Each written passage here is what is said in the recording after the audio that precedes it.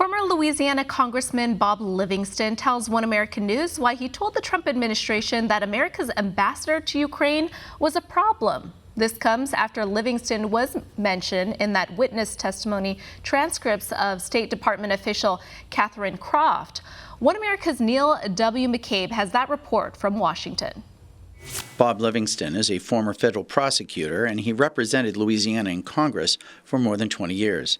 He told One American News that when he reported to the State Department and White House staff that U.S. Ambassador to Ukraine, Marie Yovanovitch, was hurting American interests, it was independent of anything Rudy Giuliani was doing. Well, I haven't seen or met Rudy Giuliani or anybody on his behalf in 3 years. I had no idea what Rudy Giuliani was doing in the Ukraine or subsequently. This was all about a year and a half ago.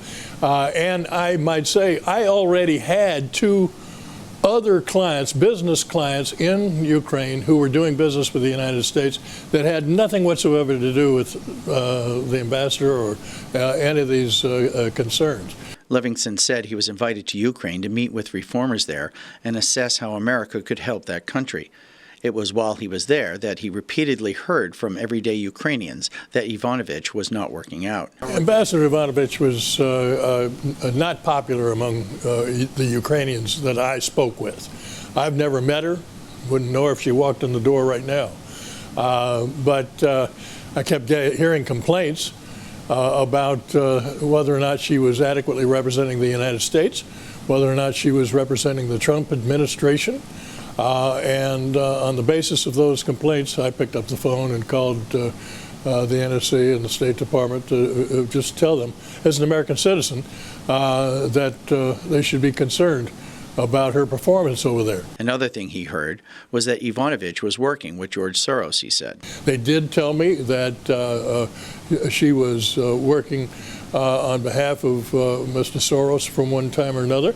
They told me that she had only been appointed by the Obama administration in the summer of 2016, which was just shortly before that election, and that she was not in favor of now President Trump. Livingston was dragged into the impeachment inquiry when State Department Ukraine expert Catherine Croft testified to the House Intel Committee that when she was assigned to the White House staff, she took calls from Livingston about his concerns. I was not lobbying. I was calling as an American citizen who has the right to petition his representatives under the Constitution, and I called my representatives at the State Department and the NSC to tell them.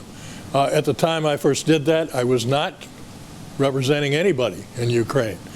Subsequently, I began representing some people who supported Julia Tymoshenko for president and then later prime minister. And I may have made a call in that during that period too.